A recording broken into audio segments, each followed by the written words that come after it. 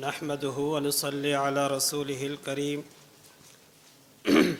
أما بعد فأعوذ بالله من الشيطان الرجيم بسم الله الرحمن الرحيم يا بني آدم خذوا زينتكم عند كل مسجد صدق الله العظيم اللهم صل على محمد وعلى آل محمد كما صليت على إبراهيم وعلى آل إبراهيم إنك حميد مجيد اللهم بارك على محمد وعلى آل محمد كما باركت على إبراهيم وعلى آل إبراهيم إنك حميد مجيد۔ آج کا ہمارا موضوع ہے سر کو ڈھانپ کر نماز پڑھنا۔ ہمیشہ بات یاد رکھا کریں، جب بھی کبھی کہیں بات کرنے کی ضرورت پڑ جائے تو اپنا موضوع خود منتخب کیا فرمایا کریں۔ آپ اپنا موضوع خود بتایا کریں کہ ہمارا موضوع یہ ہے، اور اپنا نظریہ بتایا کریں نہ کہ غیر کا۔ بعض لوگ ایسے ہوتے ہیں جو وہاں سے صرف بات آ جاتی ہے تو ہمارے ساتھیوں کے ذہن میں بھی یہی بات بیٹھ جاتی ہے شاید موضوع یہ ہے، حالانکہ ایسے نہیں ہوتا۔ آپ نے جس موضوع پہ تیاری کی ہے، آپ نے جس موضوع پہ دلائل سمجھے ہیں، اسی موضوع اسی نظریے پہ بات کرنے کی کوشش فرمایا کریں۔ اب یہ مسئلہ ہے سر ڈھانپ کر نماز پڑھنا۔ یہ مسئلہ یہ نہیں ہے کہ سر کو ننگا کر کے نماز پڑھنا جائز ہے یا نہیں جائز نہیں ہے، ایسے نہیں ہے۔ تو ہمیشہ یاد رکھو، بعض مرتبہ ایسا ہوتا ہے کہ رفع دین کا مسئلہ ہوتا ہے تو ہمارے ساتھی کہتے ہیں بھائی رفع دین کا مسئلہ، حالانکہ رفع دین کا مسئلہ نہیں ہے، یہ ہے ترک رفع دین کا۔ ہم رفع دین نہیں کرتے، کیوں نہیں کرتے، اس کے دلائل یہ۔ تو کسی بھی موضوع پر آپ بات کرنے کی جب بھی موقع مل جائے، اور نہیں کسی باطل سے ضروری نہیں ہے، اپنی مسجد اپنے محلے میں اپنے بچوں کو جب بھی کبھی سمجھائیں، جہاں بھی سمجھائیں، اپنوں کو سمجھائیں، تب بھی موضوع یہ بتائیں کہ ہم رفع دین نہیں کرتے، اس کے دلائل یہ ہیں۔ ہم سر ننگا کر کے نماز نہیں پڑھتے، اس کے دلائل یہ نہیں۔ ہم یہ کہیں کہ ہم سر ڈھانپ کر نماز پڑھتے ہیں، اس کے دلائل یہ ہیں۔ ہمارے نظریے پہ یہ موقف ہے۔ تو انشاءاللہ آپ کے مقتدی، آپ کے طلباء، آپ کے محلے کے بندے آپ کے مسئلے کو اچھی طرح یاد کر سکتے ہیں، کیوں سب سے پہلی بات ہوتی ہے کہ ہمارے مسئلے میں ہمارا نظریہ کیا ہے۔ جب نظریہ سمجھ میں آ جائے گا تو دلائل سمجھ میں نہ آئیں تب بھی کوئی ٹینشن نہیں ہوتی۔ دلائل بندہ بعد میں بھی بتا سکتا ہے، کم از کم اس بندے کو اتنا تو پتہ ہونا چاہیے کہ ہمارا مسئلہ کیا ہے۔ تو سب سے پہلی بات یہ کہ ہم کوشش یہ کریں کہ اپنا موضوع جو ہے یہ اس کو اچھی طرح منتخب کر کے پھر بات کی ابتدا کریں۔ اور آپ جب بھی کسی اہل باطل سے بات کرو گے تو اس کی کوشش یہ ہوتی ہے کہ اس چیز کا انکار کر کے عوام کے اندر یہ باور کرانے کی کوشش کرتا ہے کہ یہ ان کا مسئلہ ٹھیک نہیں ہے۔ اب آپ اسی فائل کے اندر دیکھیں گے بہت سے ایسے غیر مقلد جو ان کے بڑے بڑے ہیں، وہ بھی یہ کہتے ہیں کہ بھئی ننگے سر نماز پڑھنا یہ خلاف ادب ہے، خلاف سنت ہے، اور انہوں نے کئی طرح سے اس کا رد فرمایا ہے کہ یہ بات ٹھیک نہیں ہے، ادب کے خلاف ہے، سستی اور کاہلی کی وجہ سے ہو تو یہ بھی ٹھیک نہیں ہے۔ بہرحال ان کے موقف آگے آئیں گے۔ تو ان کے اکابر جب یہ بات مانتے ہیں کہ سر ننگا کر کے نماز نہیں پڑھی جائے تو آیا کہ یہ کیوں اسے کوشش کرتے ہیں تاکہ ہم ننگے سر نماز پڑھیں اور لوگوں کو بتائیں؟ آخر ان کے پاس کیا دلائل ہیں؟ آخر انہوں نے کون سی چیز دیکھ لی جس کی وجہ سے انہوں نے اپنا نظریہ ان سے چینج کر لیا جو ان کے اکابر بھی ہیں؟ تو میں آپ کو سمجھانے کے لیے کہوں گا کہ انہوں نے ان سے اپنے بڑوں سے جو انحراف کیا ہے، ان سے جو چینج کیا اپنا نظریہ، ان کو چھوڑ کر انہوں نے اپنی بات منوائی ہے۔ اس کی وجہ صرف بغض اناد ہے اور کچھ بھی نہیں ہے۔ کیوں؟ آپ دیکھیں شیطان کو جب بھی آپ کوئی نیک کام کریں گے شیطان کہے گا نہیں، آپ جوان ہیں عبادت کریں، کہتا ہے بڈھا ہو جائے پھر تہجد میں اٹھنا ابھی کیا ضرورت ہے، ابھی طالب علم میں پڑھ رہے ہیں، ابھی شیطان وساوس ڈالے گا، چھوڑ، جب آگے چل کر خود ہی آ جائے گا، درجہ ثانیہ ثالث رابعہ میں خود ہی آ جائے گا، کوئی مسئلہ نہیں۔ یہ آپ کو شیطان وساوس ڈالتا رہے گا یہاں تک کہ جب آپ مولوی بن جائیں گے، عالم بن جائیں گے، اس کے بعد جب کتاب اٹھائیں گے ہمیں عجیب لگے گی، ارے یار یہ بات تو مجھے سمجھ میں نہیں آ رہی، اب کیا کروں؟ اس کے لیے رات استاد محترم مفتی شبیر احمد صاحب سے ہم بیٹھے ہوئے تھے تو انہوں نے ایک بات بہت اچھی بیان فرمائی کہ ہم لوگ ایسے ہیں کہ اگر کسی بات کا جواب بن جائے تو ہم شیر بن جاتے ہیں. جب کسی بات کا جواب بن جائے تو ہم شیر بن جاتے ہیں, اور اگر جواب نہ بنے کہتے چھوڑو کیا ضرورت ہے اسے اختلاف پڑھنے کی. استاد نے بہت اچھی بات مجھے بہت پسند آئی, اور واقعی بھی ایسے ہی. اور یہ چھوٹوں کا نہیں, ہر ایک کا مسئلہ ہے. بھائی جب بات بن جاتی ہے, جواب آتا ہے, ہم شیر ہو جاتے ہیں, اور جواب نہیں آتا کیا ضرورت ہے اس کی, اس اختلاف کو چھیڑنے کی کیا ضرورت ہے. بھائی ضرورت ہے, ضرورت ہے. یہ ہم نہ آلیں کہ ہم اس کو آگے چلاتے نہیں ہیں. میں اپنے بات کروں, میں نہ آلوں کہ میں اس کو آگے نہیں چلاتا, میں آگے اپنے ساتھیوں کو بتاتا نہیں ہوں. یہ میری کمزوری ہے, مجھے ماننا چاہیے. تو اسی لیے یہ بات یاد رکھیں کہ وہ کوشش یہ کرتے ہیں کہ ان کو کس طرح, ان کو یہ بغض اور اناد کی وجہ سے ہوتا ہے نا, جب ان کے اکابر مانتے تو یہ کیوں نہیں مانتے, اس لیے کہ ہم کیسے بتائیں کہ ہم ان سے دور ہیں.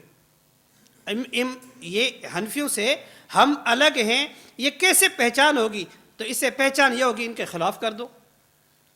یہ لوگ امام کے پیچھے قرات کرتے ہیں, وہ کرتے ہیں, ہم نہیں کرتے, تو اسی میں جدا جدا ہو گئے. بھائی وہ کہتے ہیں بھائی ہم غیر مقلد کہتے ہیں, ہم تو امام کے پیچھے جو علمت پڑھتے ہیں, فاتح پڑھتے ہیں, یہ لوگ حنفی نہیں پڑھتے. بھائی دونوں باتیں جدا ہو گئی نا. ہم 8 رکعت تراویح پڑھتے, وہ 20 پڑھتے, جدا ہو گیا. تو اسی طرح اس مسئلے میں انہوں نے جدا کیسے ہونا تھا؟ بہت کوشش کے باوجود, بہت کوشش کر کے آخر یہاں پہنچے کہ انہوں نے کہا کہ اس مسئلے کو کیسے تیار کریں. پھر ان کے حال ہی میں ایک کتاب تیار ہوئی ہے, عبد الرحمن صاحب نے تیار کی ہے, جو غیر مقلد ہیں. انہوں نے صفحہ نمبر 14 پہ لکھا ہے کہ ننگے سر نماز پڑھنا سنت رسول اللہ صلی اللہ علیہ وسلم ہے. اب پہلی دعویٰ دیکھنا, پہلی دعویٰ ان کی جو بتا رہا ہوں کہ وہ کہتے ہیں کہ سر ننگا کر کے نماز پڑھنا سنت رسول اللہ ہے. پھر صفحہ نمبر 23 پہ لکھتے ہیں کہ اس مسئلے میں وسعت ہے, سر ڈھانک کر بھی سنت ہے اور نہ ڈھانکنا بھی سنت ہے. پہلی بات صفحہ نمبر 14 پہ کہا کہ نہ ڈھانکنا یہ سنت ہے, پھر کہتا ہے دونوں سنت ہے, ڈھانکے تب بھی سنت نہ. تو پھر اس سے پوچھا کہ کتاب لکھنے کی ضرورت کیا تھی؟ جب یہی بات کہنی تھی تو اس کو ضرورت کیا تھی؟ یہ موقف تو ہم بھی کہتے ہیں, اگر کسی بندے نے, دیکھو بات سمجھنا, اگر کسی بندے نے کسی وجہ سے اس کے پاس کپڑا نہیں تھا, کوئی مجبوری تھی, کوئی عذر تھا, اور اس کے سر پہ ٹوپی وغیرہ نہیں تھی, تو نماز پڑھی ننگے سر, تو گنجائش ہے. بھائی اس کے پاس کچھ شاید اس نے پڑھی تو اس میں گنجائش تو ہے, باقی سستی کی وجہ سے, کاہلی کی وجہ سے اس نے کی, تو پھر ہم بھی کہتے ہیں کہ خلاف ادب ہے, خلاف سنت ہے, مکروہ ہے, ناپسندیدہ ہے. پھر تو ہم بھی کہتے ہیں کہ سستی اور کاہلی کی وجہ سے. اور ان کے لوگ میں نے اپنے آنکھوں سے دیکھے ہیں, جب کپڑا لیں گے نا, میں نے اپنے آنکھوں سے ایسے لوگوں کو بھی دیکھا ہے, کپڑا پہنیں گے نا سوٹ کے مطابق ٹوپی پہنتے ہیں تاکہ خوبصورت نظر آئے, اور جب وہی لوگ مسجد میں جا رہے ہوتے ہیں نا, اس ٹوپی گھر پہ چھوڑ کے پھر جا رہے ہوتے ہیں.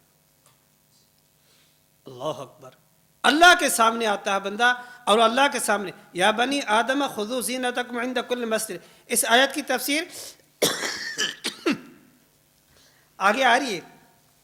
علامہ ابن تیمیہ حنبلی رحمۃ اللہ علیہ فرماتے ہیں انہوں نے وہ فرماتے ہیں یہ دو باتیں الگ الگ ہیں. ایک ہے ستر عورت, کہ اپنی عورت کو, یہ اپنی سطر کو چھپانا. اب جب بندہ سطر کو چھپاتا ہے تو یہ مسئلہ الگ ہے, یہ مسئلہ اس میں داخل نہیں ہے. اور خذوا زینتکم, اس میں جو زینت کا لفظ آیا ہے کہ لباس اچھا پہن کر جاؤ, اس سے مراد ٹوپی ہے. خود حنبلی مذہب بھی یہی تشریح کی گئی ہے کہ اس سے مراد جو ہے سر کو ڈھانپنا ہے. تو اب ہم دیکھیں کہ انہوں نے مخالفت صرف اس وجہ سے نہیں کی کہ ان کے پاس دلائل ہے. اب میں ایک بات یہاں سے اور بھی آپ کو سامنے عرض کروں کہ جب بندہ ان کی بہکاوے میں آ جاتا ہے نا غیر مقلدوں میں, وہ دو وجہ سے ہوتا ہے. یا تو وہ دھوکے کی وجہ سے آتا ہے, غیر مقلد بنتا ہے, یا وہ بغض اور اناد لالچ کی وجہ سے بنتا ہے. یا دھوکہ ہوتا ہے یا لالچ. جب بندہ دھوکے میں آ جائے, اس کو آپ پیار اور محبت سے دلیل دیں, سمجھائیں, وہ انشاءاللہ وہ سمجھ جاتا ہے. اور اگر وہ آیا ہے لالچ میں, آپ اس کو مسجد سر پہ رکھ دیں, آسمان سر پہ رکھ دیں, تب بھی وہ ماننے کے لیے تیار نہیں ہے. کیوں؟ وہ لالچ کی وجہ سے آیا ہے. جو بندہ لالچ کی وجہ سے آتا ہے وہ پھنستا ہے دنیا میں بھی آخرت میں بھی, اور اس کو ہدایت بہت مشکل سے ملتی ہے, صرف اسی وجہ سے کوئی لالچ ہوتی ہے نا. یہ بری بلا ہے بغض، کیونکہ جب لالچ آ جاتی ہے پھر اس کو کوشش کرتے ہیں، بغض بھرتے ہیں دل سے، نفرت جو محبت جو ہے علماء کی، طلباء کی، نیک لوگوں کی، صالحوں کی، ان سب کی محبت سے اس کو خالی کر دیتے ہیں، حتیٰ کہ صحابہ کی محبت چلی جاتی ہے اور جو نا انبیاء کی محبت بھی چلی جاتی ہے۔ اس کی وجہ صرف اور صرف یہی ہے کہ وہ لالچ کی وجہ سے آئے اور ان کی کوشش چلتی رہی، ان کے دل میں بغض چلتا رہا، حتیٰ کہ وہ دل بغض سے بھر گئی۔ اللہ اکبر۔ حضور اکرم صلی اللہ علیہ وسلم کے سامنے ایک صحابی آ رہا تھا نا وضو فرما کر، تو حضور نے فرمایا جنتی آ رہا ہے۔ پھر دوسرے دن آیا، پھر حضور نے فرمایا جنتی ہے، پھر تیسرے دن آیا، پھر حضور نے فرمایا جنت۔ ایک صحابی اٹھے، انہوں نے کہا کیا بات ہے، اس کا کون سا ایسا عمل ہے کہ حضور بار بار فرمائے کہ جنتی؟ وہ صحابی اس کے گھر پہ گئے، ان کے پیچھے گئے، ان کے کہا کہ میں جو کچھ مسئلہ ہے میں آپ کے پاس رہنا چاہتا ہوں۔ وہ 3 دن ٹھہرے، 3 دن تک دیکھتا، 3 راتیں ٹھہرے ان کے پاس، دیکھا کہ اس کا عمل کیا ہے، دیکھا اس کے عمل تو وہی ہیں جو خاص ہوتے ہیں، یعنی جو عام ہوتے ہیں، وضو، نماز، روزہ وغیرہ، کوئی خاص عمل ان کو نظر نہیں آیا۔ پھر جب وہ واپسی آ رہے تھے انہوں نے اجازت لی، کہتا اصل میں آیا تھا کہ حضور نے فرمایا تھا آپ کے بارے میں کہ آپ جنتی ہیں، تو میں دیکھ رہا تھا آپ کا کون سا ایسا عمل ہے کہ میں دیکھوں تاکہ پتہ چلے کہ یہ کون سا عمل ہے جس کی وجہ سے آپ کو حضور نے جنت کی بشارت دی ہے۔ تو انہوں نے فرمایا میرے تو یہ مسائل ہے، کوئی میں تو یہی اعمال کرتا ہوں جو آپ کرتے ہیں، کوئی خاص عمل نہیں۔ پھر وہ جا رہا تھا تو اس صحابی نے دوبارہ اس کو بلایا، کہتا ہاں میرے دل میں میرے پاس ایک عمل ہے، وہ یہ ہے کہ میرے دل میں کسی کے بارے میں کوئی کینہ نہیں ہے، کوئی بغض نہیں ہے۔ یہ ایک عمل ایسا تھا جس کی وجہ سے اب دیکھو کتنا بڑا عمل ہے، اور ہمارے دلوں سے جب یہ نکل جاتا ہے، اور ہمارے اچھے بھلے لوگ بھی کہتے ہیں چھوڑو کیا دیوبندی کی تم نے رٹ لگائی ہوئی ہے، کیا دیوبندی کی رٹ لگائی، حالانکہ ایسی نہیں ہے۔ اب دیوبند صرف علاقہ کا نام نہیں ہے، اب دیوبند پہچان کا نام ہے کہ دیوبند کس کو کہتے ہیں۔ استاد محترم فرماتے ہیں نا جو دین کے اندر نہ کمی کرتا ہے نہ زیادتی کرتا ہے۔ استاد محترم کا مطلب متکلم اسلام مولانا محمد الیاس گھمبن حفظ اللہ تعالی جو ہمارے مرشد ہیں، انہی کے بارے میں عرض کر رہا ہوں، جو دین کے اندر نہ کمی کرتا ہو نہ زیادتی کرتا ہو۔ اب ہم دیکھیں کہ ہمارے موقف میں ہمیشہ آپ کو درمیانی چیز نظر آئے گی، ہم درمیان پر ہوتے ہیں، نہ کمی کی کوشش کرتے نہ زیادتی کی، بلکہ جو دین ملا ہے اسی پہ عمل کی کوشش کرتے۔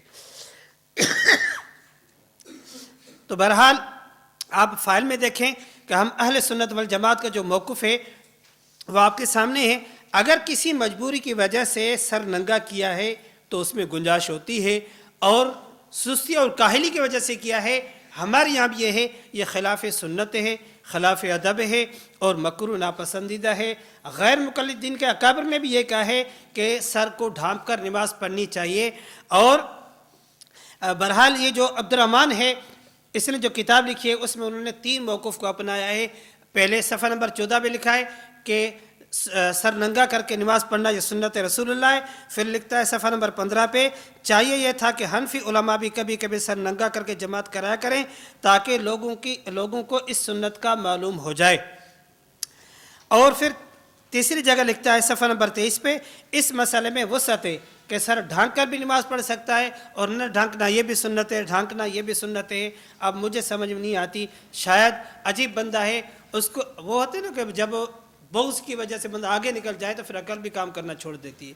اب اس کو یہ پتہ نہیں چلا کہ میں لکھ کیا رہا ہوں۔ میں تو ساتھیوں یہ کہتا ہوں کہ اللہ نے باطل کو ایسے پھنسایا کہ ان کی زبان میں جب بھی کچھ کہا ہے وہ پھنسا ہی اپنی زبان میں، وہ چاہے بریلویت ہو، غیر مقلد ہو، قادیانیت ہو، شیعت، کسی بھی باتیں اہل باطل میں سے ہو، وہ اپنے زبانوں میں ہی پھنسے، اپنے کتابوں میں ہی پھنسے۔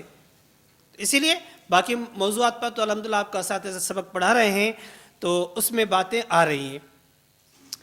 تو پہلی ہماری دلیل کیا ہے؟ یا بنی آدم خذوا زینتکم عند کل مسجد، اس آیت کے سورۃ الاعراف آیت نمبر 31 کے اندر موجود ہے۔ اور علامہ ابن تیمیہ رحمۃ اللہ علیہ جو حنبلی ہیں وہ فرماتے ہیں کہ اس میں 2 چیزیں الگ الگ ہیں، ایک ہے سطر کا چھپانا اور ایک ہے کہ زینت کو اختیار کرنا۔ یہ زینت اختیار کرنا یہ مراد اس سے ہے، نہ کہ مراد یہ ہے کہ ہم سطر کو چھپائیں، یہ تو ویسے ہی فرض ہے۔ یہ تو اگر کسی بندے کے پاس کوئی کپڑا نہیں ہے، صرف سطر چھپائے تب بھی نماز ہو جائے گی۔ اور یہ حنبلی مذہب کے خود وہ تفسیر فرماتے ہیں، ابو الحسن التیمی رحمۃ اللہ فرماتے ہیں اگر ایک کپڑا ہو نماز کے لیے کافی ہے، اور 2 کپڑے ہوں تو بہتر ہے، اور اگر 4 کپڑوں میں نماز پڑھی جائے تو زیادہ کامل ہوگی نماز۔ اور 4 کپڑے کیا ہیں؟ قمیص، پاجامہ، پگڑی اور تہبند، یہ 4 کپڑے، قمیص، پاجامہ، پگڑی اور تہبند، یہ 4 کپڑے ہیں، 4 کپڑوں سے نماز پڑھی جائے۔ خود حنبلی مذہب یہ فرماتا ہے کہ اس سے نماز کامل ہو جاتی ہے۔ شیخ الاسلام الشیخ محمد زاہد بن ابن الحسن یہ ایک وہم کا شبہ بتا رہے ہیں کہ بعض لوگ کہتے ہیں کہ یہ آیت اس لیے ہے کہ لوگ ننگے ہو کر طواف کرتے تھے کعبۃ اللہ کا، یہ اس کے لیے نازل ہوئی ہے، جبکہ یہ بات ٹھیک نہیں ہے۔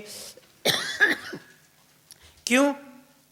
یہ استنباط کے جو بنیادی اصول ہیں اس سے بہت دور ہے کہ یہ بات مانی جائے کہ بھائی یہ صرف اس کام کے لیے ہے جو وہ لوگ ننگا ہو کر طواف کرتے تھے، یہ ان کو منع کرنے کے لیے ہے، حالانکہ ایسی بات نہیں ہے۔ یہ اسی پر ہے کہ یہ جتنے بھی تمام مسالک کے جتنے بھی حنبلی ہوں، شافعی ہوں، حنفی جتنے بھی ہیں، سب اسی کو بات کو مانتے ہیں کہ سر کو ڈھانپ کر نماز پڑھنی چاہیے، وہ ٹوپی، قمیص، پاجامہ وغیرہ پگڑی کے اندر نماز پڑھنی چاہیے، سب اسی پہ متفق ہیں۔ اس لیے اس آیت کو خاص کر دینا کہ جو یہ ان لوگوں کے لیے ہے جو لوگ ننگا ہو کر طواف کرتے تھے، یہ بات ٹھیک نہیں ہے۔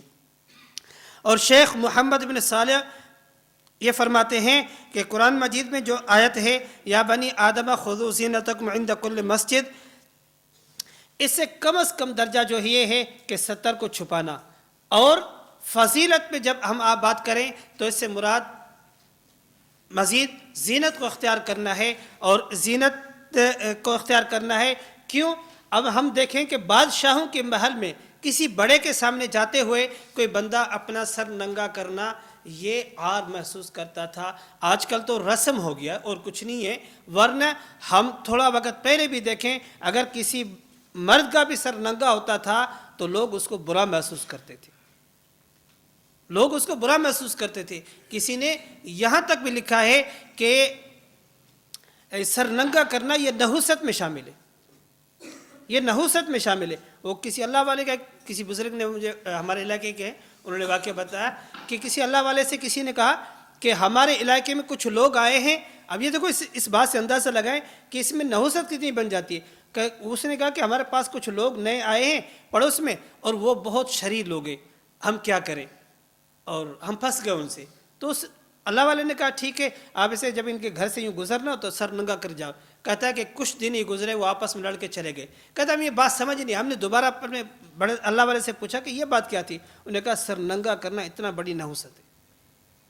اور یہ بتاؤ جب بندہ سر ڈھانپ کر نکلتا ہے، اعتبار کرو اس سے زیادہ خوبصورت لگتا ہے کہ سر ننگا ہو۔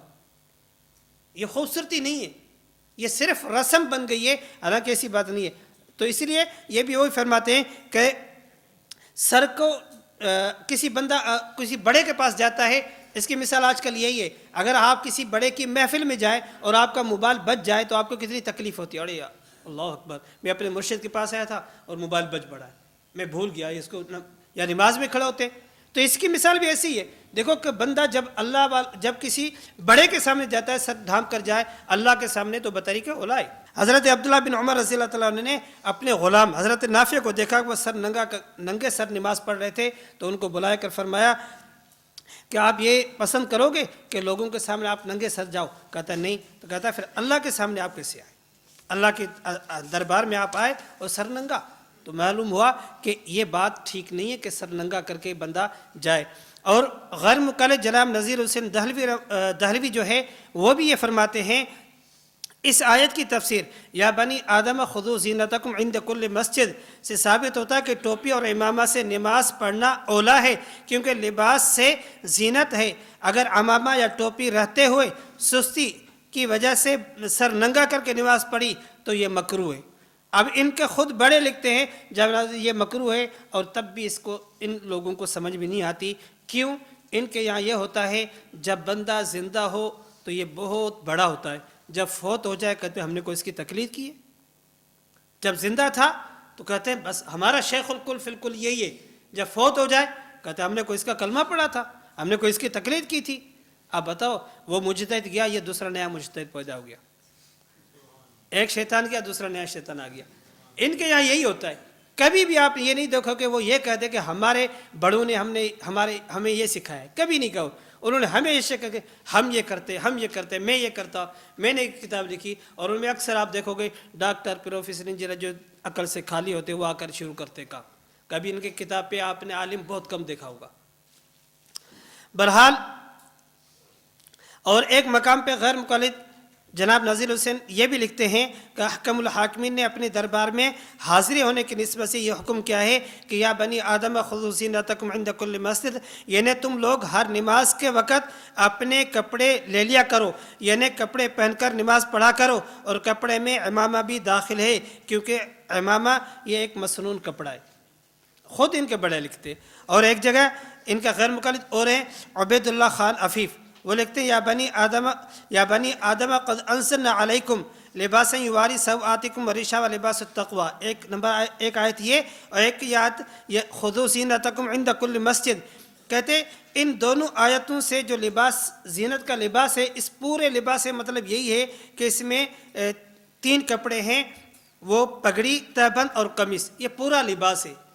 کوئی بندہ کچھ بھی مراد لے، کہتا ہے اس سے مراد پورا لباس ہے، اور پورا لباس 3 چیزیں ہیں کہ وہ پگڑی ہے، تہبند ہے اور قمیص ہے، یہ پورا لباس ہے۔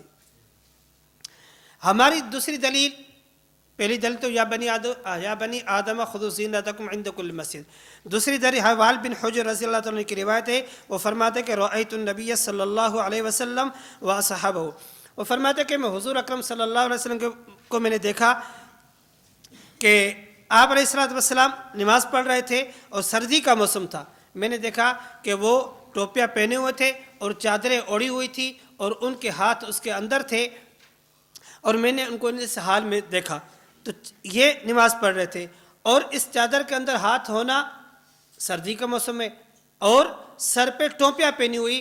اس حدیث میں یہ ذکر ہے جو حضرت وائل بن حجر رضی اللہ تعالیٰ، یہ مسافر صحابی تھے، تو وہ بھی یہ فرماتے ہیں۔ دلیل نمبر 3 حضرت فلتان بن عاصم۔ اب آپ یہ کہیں گے رأیت النبی، یہ پہلی حدیث بھی دیکھی آپ نے، اب تیسری دلیل جو ہماری یہ دیکھا تھا فلتان بن عاصم کی، اس میں اتیت النبی صلی اللہ علیہ وسلم فرأیتہم یصلون، اس میں یصلون کا لفظ اوپر والی میں نہیں تھا۔ اگر کوئی بندہ یہ بھی اعتراض کر سکتا ہے سے اوپر والی آپ کی دلیل نہیں بن سکتی کیونکہ اس میں نماز کا لفظ نہیں تھا، تو معلوم ہے کہ دونوں کا خلاصہ ایک ہی تھا، دونوں کا خلاصہ ایک ہی ہے کہ وہ بھی فرماتے ہیں میں نے حضور کو دیکھا، اور یہ بھی فرماتے ہیں ہم نے حضور اکرم صلی اللہ علیہ وسلم اور صحابہ کو دیکھا کہ وہ چادریں اوڑھے ہوئے اور ٹوپیاں پہنے ہوئے نماز پڑھ رہے تھے، ان کے ہاتھ سردی کی وجہ سے چادروں کے اندر تھے۔ دلیل کے باوجود بھی اگر نہ مانے تو اس کو آپ اور ہم سمجھا نہیں سکتے۔ دلیل نمبر 4 حضرت انس بن مالک رضی اللہ تعالیٰ عنہ سے روایت ہے شمال ترمذی میں، وہ فرماتے ہیں کان رسول اللہ صلی اللہ علیہ وسلم، کہ حضور اکرم صلی اللہ علیہ وسلم جو ہے سر مبارک پر کثرت سے تیل لگایا کرتے تھے، اور داڑھی مبارک میں کثرت سے کنگھا کیا کرتے تھے، اور سر پر کثرت سے کپڑا اوڑھا رکھتے تھے، یہاں تک کہ آپ کا وہ کپڑا ایسا محسوس ہوتا تھا گویا کہ تیلی کا کپڑا، وہ جو تیل کے اندر کام کرنے والے ہوتے ہیں ان کا کپڑا بالکل تیل میں گیلا ہو جاتا ہے، تو فرمایا اسی کی طرح کہ آپ علیہ السلام تیل کثرت سے لگایا کرتے تھے۔ اب دیکھو جب تیل لگایا کرتے تھے، آگے ایک حدیث دیکھ لیں دلیل نمبر 5 حضرت انس بن مالک رضی اللہ تعالیٰ سے بھی یہ ہے تاریخ بغداد میں، وہ فرماتے ہیں کہ میں نے رسول اللہ صلی اللہ علیہ وسلم سے زیادہ کسی کو ہمیشگی کے ساتھ سر ڈھانپتے ہوئے نہیں دیکھا، حتیٰ کہ آپ کا رومال تیلی کے رومال کی طرح لگتا تھا۔ اب بار بار اس کا ذکر آیا کہ حضور تیل لگایا فرمایا کرتے تھے۔ اب دلیل نمبر 6 کے اندر بھی ہے کان رسول اللہ صلی اللہ علیہ وسلم یکسر القنا، کہ رسول اللہ صلی اللہ علیہ وسلم سر پر کثرت سے رومال اوڑھ کر رکھتے تھے، اور سر مبارک پر کثرت سے تیل لگایا کرتے تھے، اور اپنی داڑھی کو پانی سے صاف فرمایا کرتے تھے۔ اس سے معلوم ہوتا ہے کہ حضور کے 3 کام مستقل تھے۔ وہ جو سر پہ کپڑا رکھتے تھے یہ تیل کی وجہ سے نہیں رکھتے تھے۔ کوئی بندہ یہ آپ سے کہہ سکتا ہے حضور تو سر پہ کپڑا اسی لیے رکھتے کہ تیل لگایا کرتے تھے اس وجہ سے، حالانکہ نہیں، کہ آپ نے ان حدیث میں دیکھا کہ یہ حضور کے کام مستقل تھے 3 کام۔ نمبر 1 جو حضور ہمیشہ سر ڈھانپ کر رکھتے تھے، نمبر 2 تیل لگانا، نمبر 3 داڑھی کو صاف رکھنا۔ یہ 3 کام حضور کی زندگی کے مستقل تھے، ہمیشہ حضور اکرم صلی اللہ علیہ وسلم اس پر عمل کرتے تھے، تو اسی لیے ہمیں بھی چاہیے کہ ہم بھی اس پہ عمل کریں، اور اگر کبھی بات کرنے کی ضرورت پڑ جائے، اگر کوئی ایسا بندہ ہو ان کو سمجھائیں، اور ہمارے خصوصاً یہ جو جمعے میں لوگ آتے ہیں ان سے درخواست بھی کی جائے کہ سر ننگا کرنا یہ سنت کے خلاف ہے، حضور کا سنت یہ نہیں ہے۔ کیوں؟ دین ہمارے عقل کے تابع نہیں ہے کہ جیسے ہم کہیں ویسے ہو جائے، ایسے نہیں ہے۔ اب دیکھو ہم سر ننگا کریں گے، حضور کی سنت کے خلاف ورزی ہوگی۔ برائے مہربانی تمام ساتھی کوشش کریں کہ سر پہ کپڑا اوڑھ کر رکھیں تاکہ نماز مکمل ہو جائے، تو انشاءاللہ اسے ساتھی اہتمام فرمایا کرتے ہیں۔ تو میں عرض کر رہا تھا کہ ان دلائل سے معلوم ہوا کہ حضور اکرم صلی اللہ علیہ وسلم ہمیشہ سر پہ کیا فرماتے تھے؟ ٹوپی رکھتے تھے، کپڑا رکھتے تھے۔ حضرت علی رضی اللہ تعالیٰ عنہ فرماتے ہیں جب تم میں سے کوئی ایک نماز پڑھے تو اپنی پیشانی سے پگڑی کو ہٹایا کرے، اپنی پیشانی سے پگڑی کو ہٹایا کرے۔ اب معلوم ہوا کہ حضرت علی رضی اللہ تعالیٰ عنہ جو خلفائے راشدین میں سے ہیں، حضرت چوتھے خلیفہ ہیں، وہ بھی یہ فرماتے ہیں۔ اس سے معلوم ہو کہ پگڑی کو ہٹا کر پھر سجدہ کرے۔ اس سے بھی معلوم ہوا کہ حضور اکرم صلی اللہ علیہ وسلم کے دور سے پگڑی کا اہتمام تھا۔ حضرت عبادہ بن صامت سے کہ وہ فرماتے جب نماز کے لیے کھڑے ہوتے تو اپنی پیشانی سے پگڑی کو ہٹا لیتے۔ حضرت عبادہ بن صامت جب نماز کے لیے کھڑے ہوتے تو اپنی پیشانی سے جو ہے پگڑی کو ہٹا لیتے۔ تو اس سے بھی معلوم ہوا کہ پگڑی سر کو ڈھانپ کر نماز پڑھنا یہ ثابت ہے۔ اور اسی طرح دلیل نمبر 9، امام بخاری رحمۃ اللہ علیہ کا نام تو لیتے ہیں بلکہ ان کی بات نہیں مانتے۔ مجھے امید ہے غالباً کسی استاد نے آپ کو اس پہ سبق پڑھایا ہوگا کہ امام بخاری رحمۃ اللہ علیہ اور غیر مقلدین ان کا موقف، کبھی بھی امام بخاری رحمۃ اللہ علیہ کہ غیر مقلدین کی جو ہے تائید نہیں فرمائی، کیونکہ وہ ان کے مسلک کے تھے نہیں، کیونکہ غیر مقلد جو ہے غیر مقلد یہ کسی کی بھی تقلید نہیں کرتے۔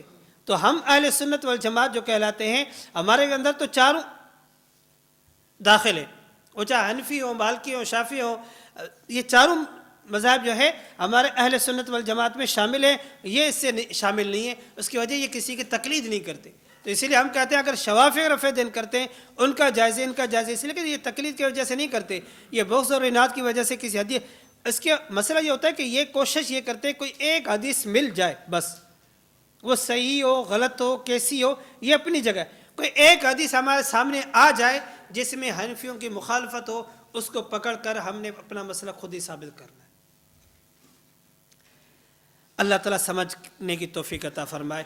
تو امام بخاری رحمۃ اللہ علیہ فرماتے ہیں صحیح اپنی بخاری کے اندر کہ حضرت حسن بصری رحمۃ اللہ علیہ فرماتے ہیں قوم یعنی صحابہ کرام زمین گرم ہونے کی وجہ سے جب سجدہ کرتے تھے تو عمامہ اور ٹوپی پر سجدہ کرتے تھے، اس وجہ سے کہ ہماری طرح ان کے پاس اس طرح سہولت موجود نہیں تھی اس وقت، تو اس وجہ سے زمین گرم ہوتی تھی تو اپنی ٹوپی وغیرہ پر بھی سجدہ کرتے تھے زمین گرم ہونے کی وجہ سے۔ مصنف ابن شیبہ میں ہے امام حسن بصری رحمۃ اللہ سے روایت ہے کہ حضرت صلی اللہ علیہ وسلم اور صحابہ کرام رضی اللہ عنہم اجمعین نماز میں سجدہ کرتے تھے تو ان کے ہاتھ کپڑوں میں ہوتے اور ان میں سے کوئی آدمی اپنی ٹوپی اور پگڑی پر سجدہ کرتا تھا، اور اس کی وجہ یہ جو اوپر ذکر ہوئی ہے کہ سر زمین کے گرم ہونے کی وجہ سے ٹوپی اور اپنی پگڑی پہ سجدہ کرتے تھے تکلیف سے بچنے کے لیے۔ دلیل نمبر 10، حضرت عبداللہ فرماتے ہیں کہ میں نے حضرت اسود کو دیکھا کہ وہ اپنی چادر کے ساتھ جڑی ہوئی ٹوپی میں نماز پڑھ رہے تھے اور سجدہ بھی اسی میں کر رہے تھے، اور میں نے عبد الرحمن بن یزید کو شامی لمبی ٹوپی میں نماز پڑھتے ہوئے اور سجدہ کرتے ہوئے دیکھا۔ اب دیکھو 10 دلیلیں آ گئی ہیں صرف اس بات پر کہ سر کو ڈھانپنا چاہیے۔ اب 10 دلائل کے باوجود بھی اگر وہ نہ مانے تو ان کو کون سمجھائے۔ ان غیر مقلدوں کا آپس میں بھی بہت سارا اختلاف ہوتا ہے نا، تو وہ بعض کہتے ہیں کہ کرنا چاہیے کام، وہ بعض کہتے ہیں نہیں کرنا چاہیے۔ ہمارے علاقے میں ایک مسجد ہے، ان کا آئے دن لڑائی ہوتی ہے، کئی مرتبہ ان کی مسجد پہ پولیس وغیرہ کھڑی ہوئی ہے، مسجد بند رہی ہے کئی دن۔ اب اس وقت علاقے والوں نے فیصلہ کیا روز بروز ایک ہی مسجد ان کی ہے، چند لوگ نمازی ہیں، اور وہ فیصلہ کیا علاقے والوں نے اور ایس ایچ او وغیرہ نے کہ بھائی کیا کرنا چاہیے، مسئلہ کیسے حل ہو۔ پھر ہمارے دیوبندی حضرات کو انہوں نے کمیٹی میں شامل کیا ہے، اس کے بعد ان کی مسجد اب جا کے کھلی ہے۔ تو ان کے روز آئے دن لڑائی، وہ کہتے جماعت الدعوہ نہ ہے، وہ کہتے غرباء اہل حدیث نہ ہے، تو بہرحال ان کے آپس میں لڑائیاں چلتی رہتی ہیں۔ تو یہ بات یاد رکھیں، آپ اپنے علاقے میں کام کیسے کریں گے اس کو ذہن میں رکھیں کہ ہم نے فوراً سے فٹ سے فتویٰ جو نا اپنے مسئلے کو آگے نہیں پھیلانا، ہم یہ کوشش کریں سب سے پہلے ان کو نہیں، ہم اپنے ساتھیوں کو اپنا مسئلہ بتا دیں، اپنے ساتھیوں کو اپنا مسئلہ بتا کے ہمارا مسئلہ کیا ہے، ہم سر ڈھانپتے ہیں اس پر یہ دلائل ہے۔ جب آپ کا مقتدی، آپ کے علاقے کا بندہ جب کسی اور مسجد میں جا کر نماز پڑھنے جائے گا، وہ خود بخود ان کو دیکھ کر برا محسوس کرے گا۔ ہمارے پاس ایک ساتھی وہاں علاقے میں آتا ہے، وہ بیچارہ بوڑھا آدمی ہے، تو وہ ان کے بچے ان غیر مقلدوں کے پیچھے نماز پڑھتے ہیں۔ وہ خود ابھی کی بات ہے مجھے کہہ رہا تھا، یہ عجیب لوگ ہیں، داڑھی اتنی بڑی اور سر ننگا، ان کو شرم نہیں آتی، خود کہہ رہے۔ میں نے کہا یار عجیب، دیکھو ان کے بیٹے ان کے پاس پیچھے نماز پڑھتے ہیں، وہ خود کہہ رہے اتنی بڑی داڑھی، یہ لوگ ننگے سر نماز پڑھتے ہیں کیسے؟ ان کو اس بڈھے کے اوپر سر پہ ہمیشہ رومال کا پٹکا بندھا ہوتا ہے، رومال سے سر کو ڈھانپا ہوتا ہے۔ کہتے ہیں ان کو کیسے عجیب لوگ ہیں، اتنی بڑی داڑھی اور سر ننگا، عجیب لگتے ہیں مسجد میں۔ میں نے کہا دیکھو اللہ نے کیسے لوگوں کو سنت کا اہتمام بتا دیا ہے۔ یہ بڑی عمر والا بھی یہ کہتا ہے کہ یہ بات غلط ہے، اور خود عقل بھی یہ کہتی ہے کیسی گندی بات ہے۔ اس لیے اگر وہ کرے وہ بھی غلط ہے، اگر ہم میں سے کوئی بندہ خام کا سر ننگا کر کے گھومتا رہے، یہ بات بھی غلط ہے۔ تو اس لیے ہمیں چاہیے سر کو ڈھانپ کر رکھیں اور سنت کا اہتمام فرما کریں۔ اب مذاہب اربع کے حوالہ جات۔ حنفی مسلک کے متعلق کچھ باتیں یہ ہیں کہ مستحب یہ ہے کہ خوبصورت کپڑوں میں نماز ادا کی جائے، یعنی قمیص، تابند اور پگڑی، خوبصورت لباس یہ ہے، اس کے اندر نماز ادا کی جائے۔ اگر سر ڈھانپنے کے لیے کپڑا موجود ہو، اس کے باوجود اسے محض اہمیت نہ دیتے ہوئے ننگے سر نماز پڑھے تو یہ مکروہ ہے۔ ہمارے یہاں خام خواہ اس نے سر ننگا کیا ہے، کوئی وجہ بھی نہیں ہے، تو یہ مکروہ ہے، اس سے بچنا چاہیے۔ اب ہمارے جو ساتھی سر ننگا کرتے ہیں تو اس کو ہمیں سمجھانا چاہیے، بھائی سے نماز مکروہ ہو جاتی ہے، سنت کے خلاف ہے، تو انشاءاللہ ساتھی مان جاتے ہیں۔ مذہب مالکی کے اندر ہے کہ مرد کے حق میں سنت یہ ہے کہ وہ شرعی طریقے کے مطابق اپنے جسم کو ڈھانپے، اور اللہ کے احکام کی بجاوری کے پیش نظر یہی بات مطلوب ہے۔ پھر بیان کردہ طریقے کے مطابق پگڑی باندھ کر سر کو ڈھانپا جائے، جیسا کہ اس کا تذکرہ پہلے ہو چکا ہے۔ معلوم ہوا کہ امام مالک رحمۃ اللہ علیہ مالکی مذہب کے اندر بھی یہی ہے کہ سر کو ڈھانپ کر نماز پڑھی جائے۔ مذہب شافعی کے اندر بھی یہی ہے کہ حضرت شافعی کہتے ہیں کہ آدمی کو جو خوبصورت لباس میسر ہو وہ پہن کر نماز پڑھے، قمیص بھی پہنے اور پگڑی بھی باندھے۔ تو شافعی بھی یہ کہتے ہیں پگڑی باندھے۔ اسی لیے ہم کہتے ہیں ہم اہل سنت والجماعت میں چاروں مسائل میں یہ ہے کہ سر کو ڈھانپ کر نماز پڑھنی چاہیے۔ ایک شبہ آگے آئے گا تو بھائی وہ ایک شبہ یہ بھی دیتے ہیں کہ بھائی طواف جب ہم کرنے جاتے ہیں اور حرم کے اندر، تو اس وقت جو سر ننگا ہوتا ہے، وہ سر ننگا کرنا یہ جو ہے زیادہ خشوع اور خضوع کے قریب ہے، اس لیے ہم سر ننگا کرتے ہیں۔ کیونکہ بھائی حرم میں جب جاتے ہیں وہاں حج عمرے میں یہ حکم ہوتا ہے کہ آپ نے سر ننگا کرنا ہے، اور یہ خشوع کی علامت ہے، اس لیے ہم سر ننگا کرتے ہیں۔ بھائی یہ آپ کا شبہ ٹھیک نہیں ہے۔ کیوں؟ اگر آپ کہتے ہیں یہ شبہ ٹھیک ہے اور یہ اسی وجہ سے ہم کرتے ہیں، یہ خشوع کے زیادہ قریب ہے۔ ایک بات یہ کہ ہم کہتے ہیں الذین هم فی صلاتہم خاشعون، اس آیت کی تفسیر خشوع اور خضوع کی نماز پڑھنی ہے، تو پھر اس آیت کی تفسیر یہ ہے کہ نماز میں رفع دین نہیں کرنی چاہیے۔ آپ نے سبق پڑھا ہوگا نا، تو اس میں نماز میں رفع دین نہیں کرنی چاہیے، خشوع اور خضوع یہ، تو وہاں بات آپ کیوں نہیں مانتے؟ اور یہاں پر آپ کو بات سمجھ میں آ گئی، خشوع اور خضوع یہ ہے کہ ہم سر ننگا کرے نماز پڑھیں، یہ اس میں زیادہ خشوع اور خضوع ہے، جبکہ یہ بات ٹھیک نہیں ہے۔ اگر سر ننگے کرنے میں زیادہ خشوع ہے تو رفع دین کو چھوڑنے میں بھی زیادہ خشوع ہے نا، اس میں بھی وہاں پر الذین فی صلاتہم خاشعون یہ بات نہیں مانتے۔ نمبر 2، وہاں جو یہ شریعت کا ایک اصول بتایا گیا ہے اور وہ شریعت کے ارکان میں سے ہے، اور یہاں پر یہ نہیں ہے، وہ تو ایک خاص عبادت ہے، اس کے لیے خاص حکم دیا گیا ہے، اور یہاں نماز میں یہ حکم تھوڑی دیا گیا ہے خاص۔ اسی لیے بات سمجھ میں آ گیا، اس کی تفصیل آپ کے اس فائل میں موجود ہے۔ میں نے اسی لیے آپ کو تھوڑا سا اشارہ کر دیا کہ یہ شبہ بھی پیش کرتے ہیں اس کی تفصیل بھی آپ کی اس فائل میں موجود ہے کہ یہ نہ ہو کہ ٹائم پورا ہو جائے یہ بات رہ جائے. اور حنبلی مذہب کے اندر بھی یہی ہے. وہ فرماتے ہیں آزاد غلام کے لیے 2 کپڑوں میں نماز پڑھنا مستحب ہے، اور بعض علماء نے اس پر اجماع نقل کیا ہے. ابن تمیم وغیرہ نے کہا ہے کہ پگڑی کے ساتھ سر کو چھپانے کے علاوہ 2 کپڑے مراد ہیں. اب سر کو چھپانے کے علاوہ 2 کپڑے مراد ہیں، معلوم ہوا کہ ان کے یہاں بھی سر ڈھانپ کر نماز پڑھنی چاہیے. غیر مقلدین کے اکابر کی تصریحات صفحہ نمبر 6 پہ. سید نذیر حسین دہلوی جو ہیں وہ اپنے کتاب انہوں نے لکھا ہے کہ اس میں کلام نہیں کہ عمامہ کے ساتھ نماز پڑھنا افضل ہے، کیونکہ رسول اللہ صلی اللہ علیہ وسلم اور صحابہ اور ان کے بعد عام طور پر عمامہ کی موجودگی میں عمامہ کے ساتھ نماز پڑھتے تھے.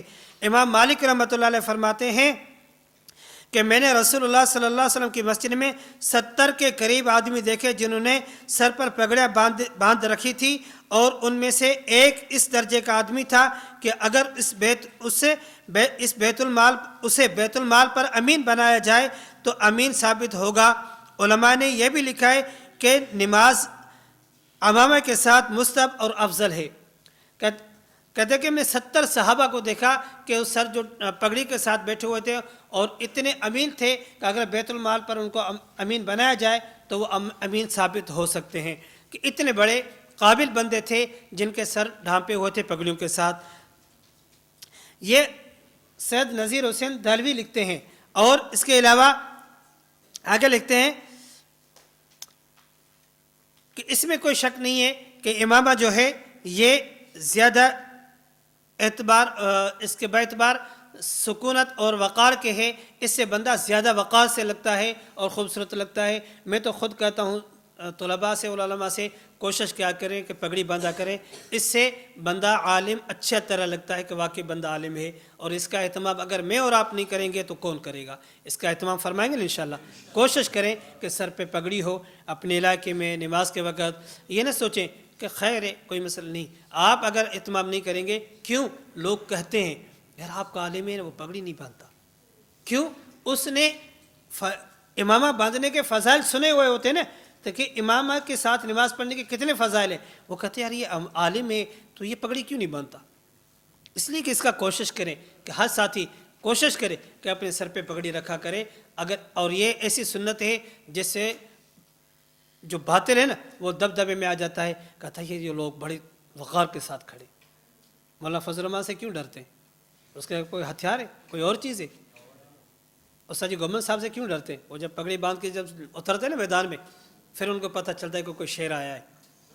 الحمدللہ. ہم سفر میں تھے، ایک بندہ آیا، ایک ہاتھ سے سلام کیا. ہم بیٹھے تھے، ایک ہاتھ سے سلام کیا. جب استاد جی نے اس کو دلائل سمجھائے، ہم ایسے کمرے میں بیٹھے ہوئے تھے نا، استاد جی نے اس کو دلائل سمجھائے. الحمدللہ جب اٹھا تو دونوں ہاتھوں سے سلام کر کے پھر گیا. اسی طرح کئی مسائل. ہمارے علاقے میں ایک جگہ غیر مقلدوں کا بہت زور تھا، لوگ بہت پریشان تھے. الحمدللہ استاد جی بیان فرما رہے. استاد جی وہاں کئی سفر ہوئے، 2-3 سفر ہوئے. اب الحمدللہ اس علاقے میں وہ خاموش ہو گئے. ایک مرتبہ ایسے ہی ہوا کہ استاد جی بیان فرما رہے تھے.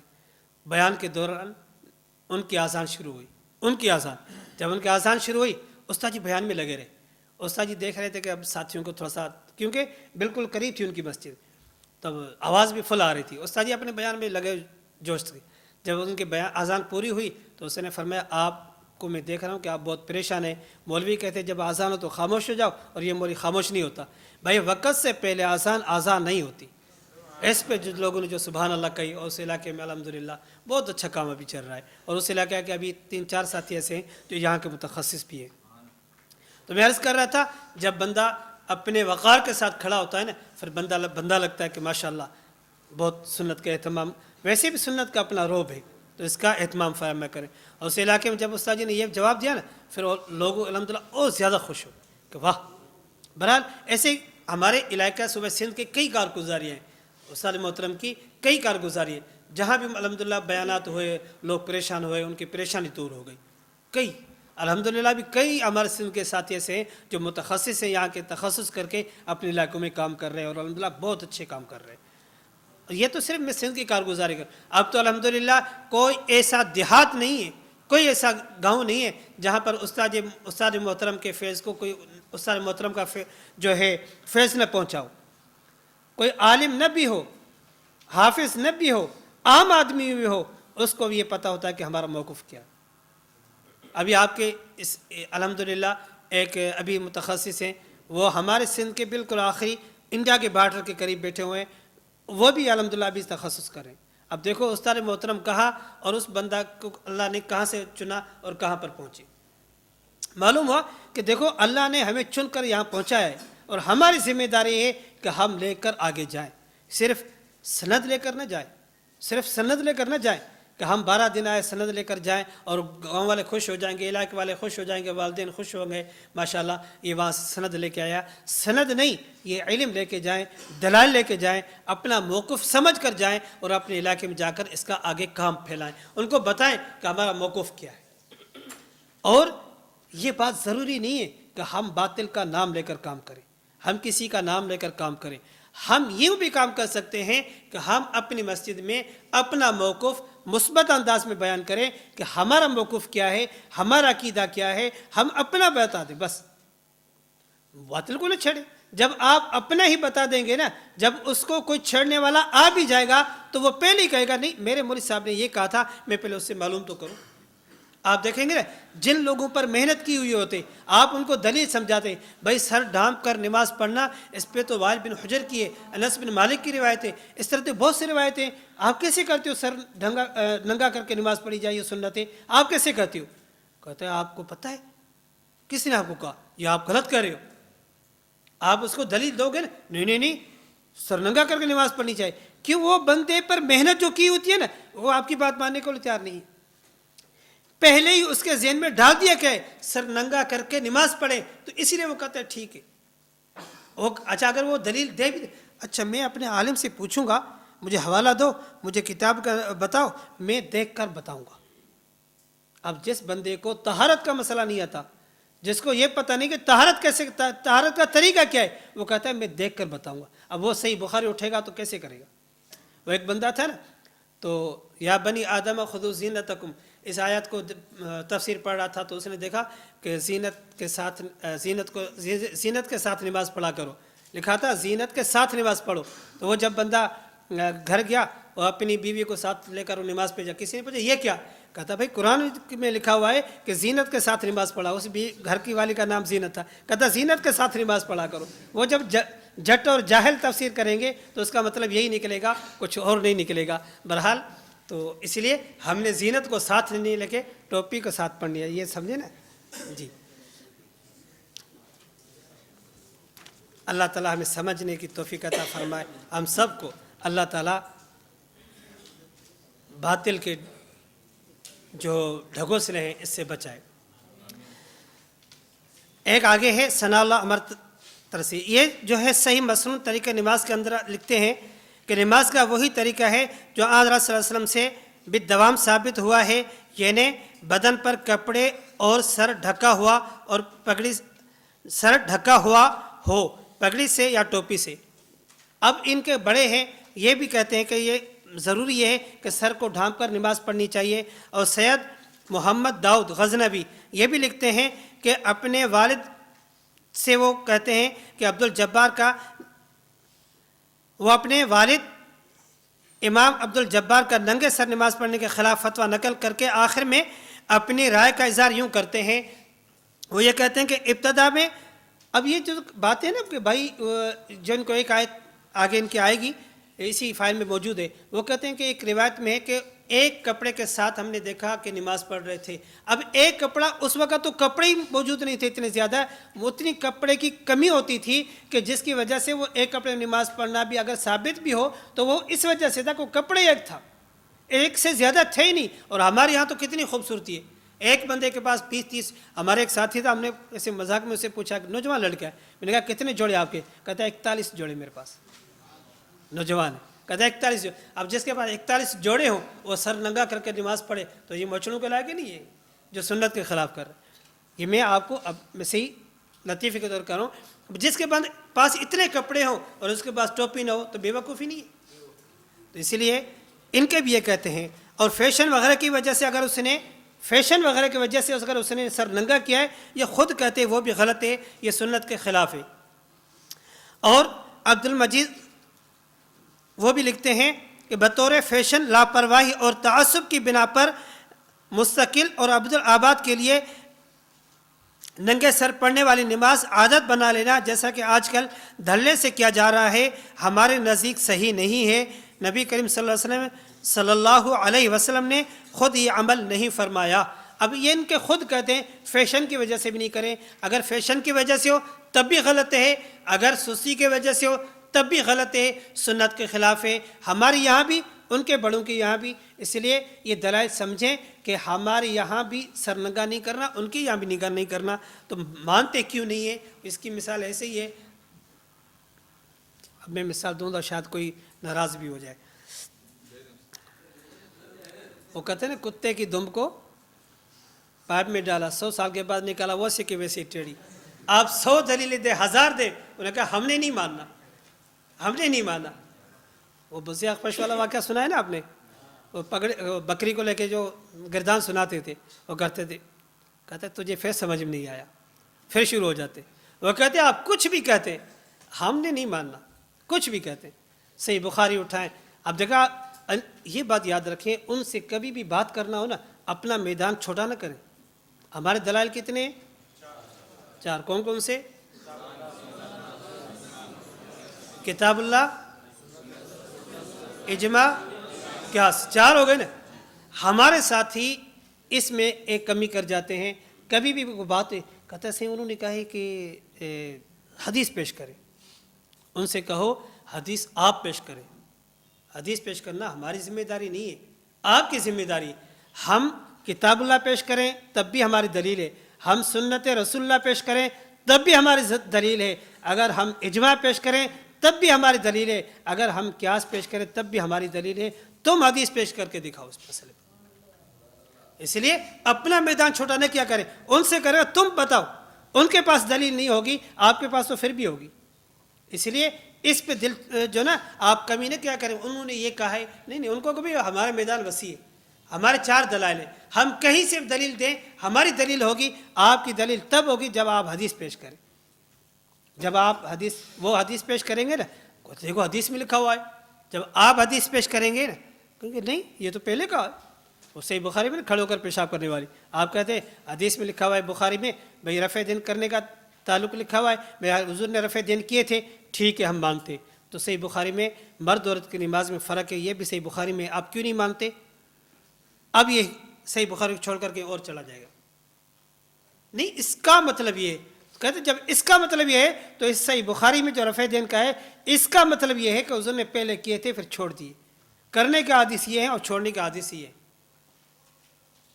بات سمجھ میں آ رہی ہے؟ تو اللہ تعالیٰ ہمیں سمجھنے کی توفیق عطا فرمائے. ان کے 1-2 شبہے بھی دیکھ لیں.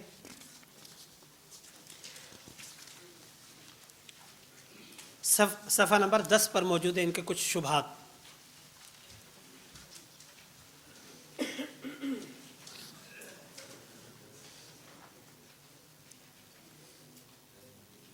وہ کہتے ہیں غیر مقدم کہتے ہیں کہ عربی میں اشتمال کا مطلب یہ ہوتا ہے کہ ایک چادر بدن پر اس طرح لپٹی جائے کہ دائیں طرف کا کنارہ بائیں طرف کے کندھے پر لے جا کر گردن کے پیچھے سے دونوں کونوں کو باندھ دیتے ہیں. اس صورت میں ضرور دونوں بازو اور سر بھی ننگا رہے گا. اب دیکھو اس حدیث کا مطلب سمجھنے کے لیے ایک اور حدیث دیکھی جائے گی جو آپ کے فائل میں بھی موجود ہے.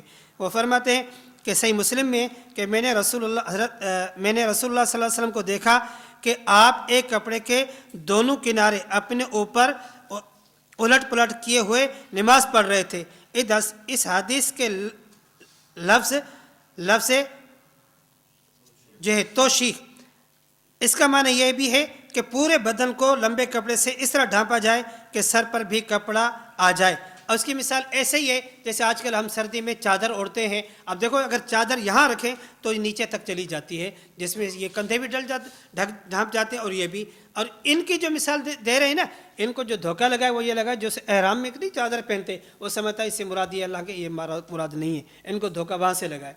اور ہمارے یہاں اگر ایک کپڑا بھی ہو تب اگر سر پہ رکھیں، جیسے سردی کا موسم ہوتا ہے تب بھی پورے دونوں کندھوں پہ آ جاتا ہے، سر بھی ڈھانپ جاتا ہے. اس میں جیسے پیچھے دلال بھی گزرے نا کہ سردی کی وجہ سے ان کے ہاتھ چادر کے اندر تھے اور ٹوپی پہنی ہوئی تھی. اور بس مطلب ہمارے یہاں سر پہ ٹوپی وغیرہ ہوتی ہے تو ہم چادر کو یوں اوڑھ لیتے ہیں، اور اگر ٹوپی وغیرہ ہوتی ہے اس کے باوجود زیادہ سردی ہوتی ہے، امامہ نہیں ہوتا، تو ہم یہاں سے اس چادر کو رکھتے یوں اوڑھ لیتے. تو اس سے مراد یہ.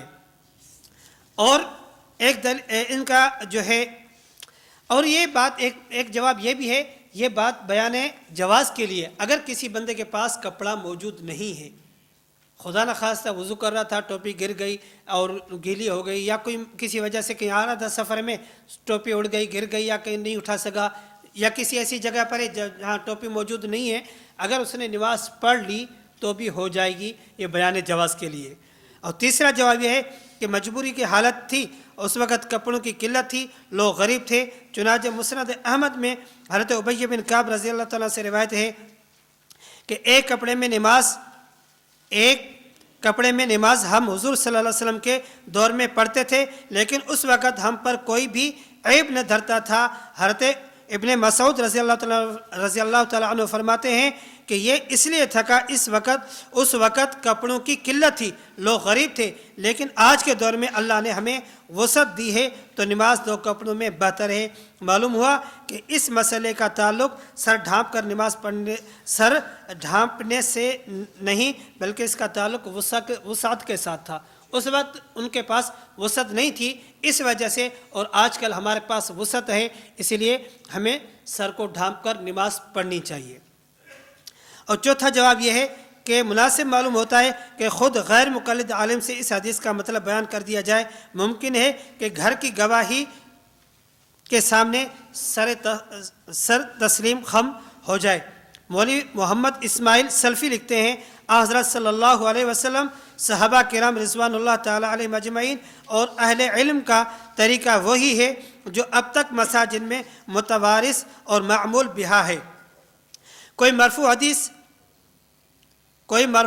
حدیث صحیح میری نظر سے نہیں گزری جس سے اس عادت کا جواز ثابت ہو، خصوصاً با جماعت فرائض میں، بلکہ عادت مبارک یہی تھی کہ پورے لباس سے افراد ادا فرماتے تھے، پورے لباس سے نماز ادا فرماتے تھے.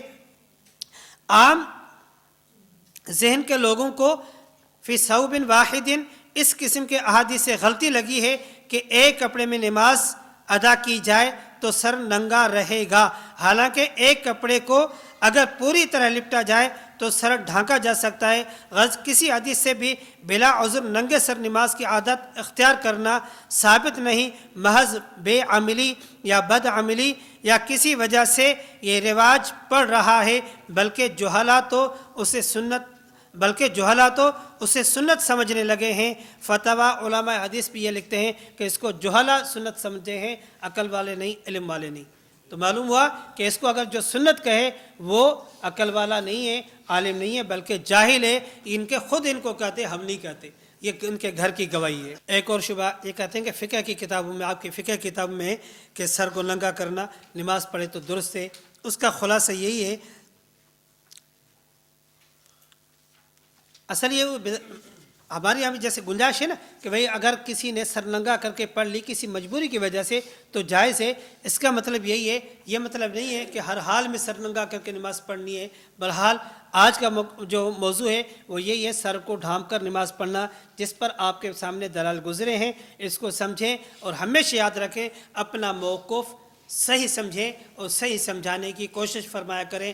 بس مرتبہ ہم تھوڑی سی غلطی کرتے ہیں، ہماری تھوڑی سی غلطی کی وجہ سے آگے ہمارا نام بدنام ہو جاتا ہے، ہمارا نہیں، ہمارا اکابر کا نام بدنام ہو جاتا ہے کہ ان کے بڑے ہیں ہی ایسے.